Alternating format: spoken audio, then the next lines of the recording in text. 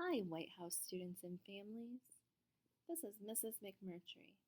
I am a fourth grade teacher, and I have a very special story I would like to share with you. It is called I Love You, Stinky Face. This book is one of my own children's favorite books to read. I Love You, Stinky Face, written by Lisa McCourt and illustrated by Sid Moore. I love you, my wonderful child, said Mamma as she tucked me in, but I had a question. Mamma, what if I were a big, scary ape? Would you still love me then? If you were a big, scary ape, I would comb your whole hairy self to make sure you didn't have any tangles. And I would make your birthday cake out of bananas. And I would tell you, I love you, my big scary ape. But Mama, what if I were a super smelly skunk and I smelled so bad that my name was Stinky Face? Then I would give you a bath and sprinkle you with sweet smelling powder.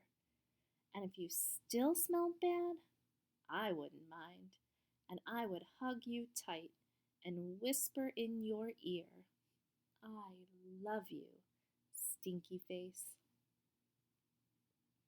But Mama, what if I were an alligator with big sharp teeth that could bite your head off? Well, then I would buy you a bigger toothbrush for your big teeth and make sure that you brushed them every night so they'd stay healthy and strong. And if you had a sore throat, I would stick my head right inside your enormous jaws to make sure you were okay. And I would say, I love you, my ferocious alligator. But Mama, what if I were a terrible, meat-eating dinosaur with razor-sharp claws that ripped my sheets to shreds every night while I slept?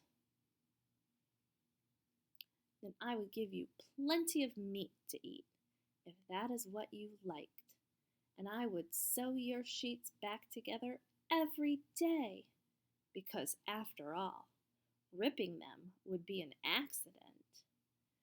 And I would tuck you into your newly mended sheets every night and say, I love you, my sweet, terrible dinosaur. But Mama, what if I were a swamp creature with slimy, smelly seaweed hanging from my body, and I couldn't ever leave the swamp, or I would die? Then I would build a house right next to the swamp, and I would stay with you and take care of you always. And when you splashed to the surface, I would say, I love you, my slimy little swamp monster. But Mama, what if I were a green alien from Mars and I ate bugs instead of peanut butter? Then I would dress you in colors that showed off your nice green skin.